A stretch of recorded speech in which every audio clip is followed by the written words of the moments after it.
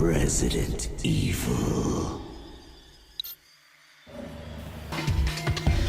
Hey guys, LeBurnNDA here, and I'm bringing you some Resident Evil Operation Raccoon City. What I'm showing you right now is all the various game modes that this game has for the online. Right now you see Team Attack, basically your basic team deathmatch. Biohazard, which is, you have to go throughout the map and capture all these canisters and bring them back to your base. It's kind of like a capture the flag kind of thing. Heroes, another kind of team deathmatch like game, except the goal in that one is, you have 2 squads of 4, and everyone on the team is either a hero, so you can pick a hero character or a villain, and the goal is to kill all of the hero or all of the villain characters on the team, depending on which team you are on, obviously.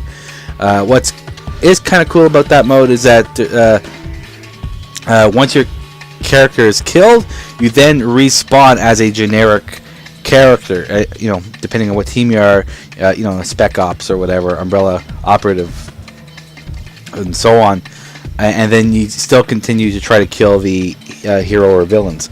And then, of course, the one you're going to see gameplay of right now, which is Survivor, is probably at the moment one of my favorite modes. I would say of the various modes, I actually don't mind them all. I generally, when I play online, I just simply select all modes and let the game choose for me. But if I had to choose like the top 3, I would say, Team Attack and Heroes, and then Survivor being the number 1 slot. One thing I do like about Team Attack, however, too, and I don't think I mentioned this, is that it's basically team deathmatch, but you also have to contend with the various infected, the zombies and lickers, hunters, tyrants. So it adds a nice little element that it's not the first game to do that. Actually, Turok, for instance, is another game that did that. Of course, I'm talking about the remake. I don't believe the original Turok did that. I could be wrong about that, though. And where you had the raptors, basically trying to kill you while the other opposing team is trying to kill you in this team deathmatch, which is kind of cool. I like that. So while this is loading up here, and I think it was like in a progress kind of game, what do I think about the game as a whole? I mean, I should give you a little bit of a backstory. I think I played at this point anyway about an hour. I put a lot more since then. I can't remember how far I am into the game, but I put a lot more into the single player or the campaign, and then even more into the online. Probably about an hour or 2 online. And what do I think about the game? I have 2 different perspectives. If you're going at this from a solo perspective, I would probably steer clear of the full price tag. Mainly because, and by solo I mean like not playing online. If you're getting this solely for the campaign and you plan to play it, single player, solo, single player type of experience, I would avoid this game like the plague for one simple reason. It's too bad. It's the AI, man. It's just overall horrible. It's atrocious. I've seen instances where my AI partners, my squad mates are, just running into walls. I've seen them where I'm basically through like 3/4 of the friggin' mission, and they're still at the starting point. I mean, it's like there's like no. I don't know if there's no testing done. Well, I mean, obviously, because if I notice this, I'm sure they will. And it's not like it happened once in a while. It happens a lot. Now, with that being said, if you are playing this from a, with the intention of playing with friends, now that I would recommend this game because with friends it alleviates all of those problems. And it just makes the campaign so much more enjoyable. Of course, that's not even talking about the online, because I do like the online quite a bit, and that's one thing you could play solo. Like right now, it's just me with some random players, and it is fun.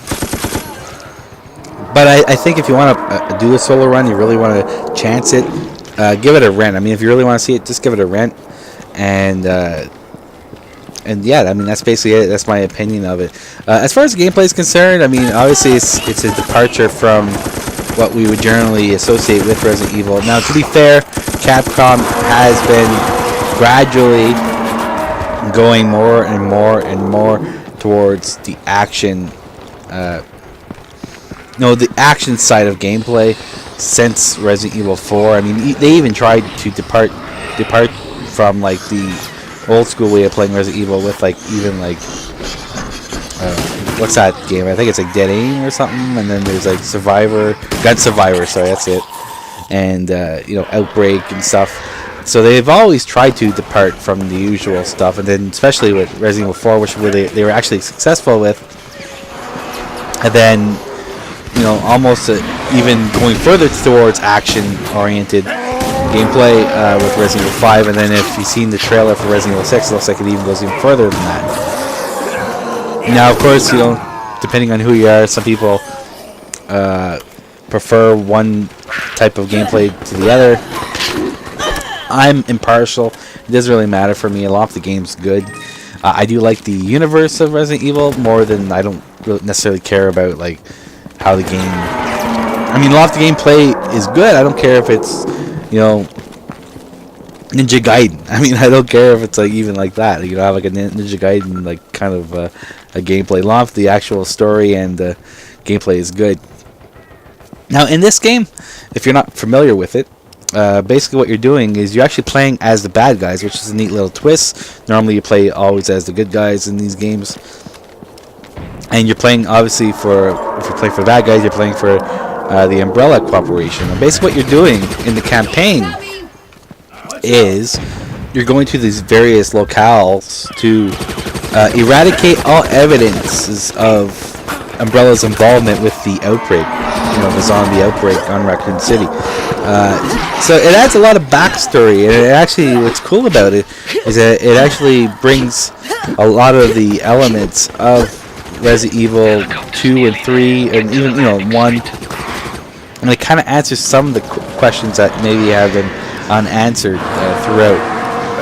It is a side story kind of thing, but it does tie in decent enough to like the Resident Evil games of the past, which is what I do like. I didn't really know what to expect when it came to that. Like I knew this was a kind of like an offshoot kind of a game, and I didn't know if it was going to tie in at all.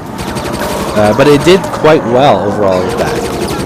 Again, it's just too bad that the AI sucks so much that you can't really experience that. At least enjoy it by yourself. You have to have people to play with. As you can see right there, I actually got infected.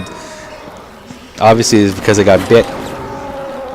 And if you get too close to zombies, and by the way, this guy was trying to melee me, and I just gave him a taste of the shotgun right there.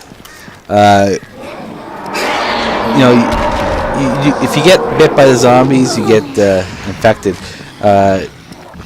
However, with that being said, I mean sometimes zombies will try to attack you, and if you're kind of facing them or whatever, you'll wrestle with them a bit, and you have to like shake the left stick back and forth to kind of break the grapple that the zombie has on you. So sometimes you can avoid that. If you do get infected, as you saw, once I did get infected, they do have antiviral sprays, and for the most part, they are throwing throughout all the maps and stuff, so they're not overly difficult to get. But at sometimes, it seems when you need them the most, that's when they're not there.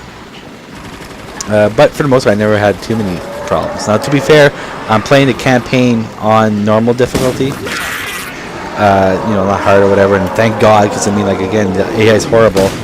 I probably wouldn't have gotten anywhere near where I am right now. But I mean, overall, now, I said the good kind of and the bad of the game. I mean, as far as gameplay is concerned, I think overall I do like it. It took me a little while to get used to the aiming in this game. Like even in this game, I'm doing a lot of aiming down the sights or zooming in, and that's actually, I don't recommend that unless you're doing what I'm doing right now, which is going for the long distance. I never played SOCOM Confrontation, which is the guys who developed this game, which is the developer Slant 6. So they have like a similar control scheme from what I hear. I never actually played that game. So people who play that game probably already are used to the control scheme. What I would recommend is do a lot of, especially if you have the shotgun and even assault rifles, is do a lot of hip firing, and then for long range, do precise aiming, which is tough because I'm so used to in a lot of games like Uncharted to do the precise aiming. So it's kind of I have to kind of coach myself a little bit to not do that as much. But I mean, overall, as far as gameplay is concerned, it's decent. It takes a little while to get used to the camera angle as well, and a few camera problems. But again, that's easily fixed once you get used to the way it handles. So as far as gameplay is concerned, it's good. Presentation, it's not great, but at the same time, it's not bad either. It has some good moments in it. It looks like Resident Evil. I mean, especially it has a lot of the old locales, which is pretty cool. It brings back a lot of memories. It has a lot of nostalgia value to it. And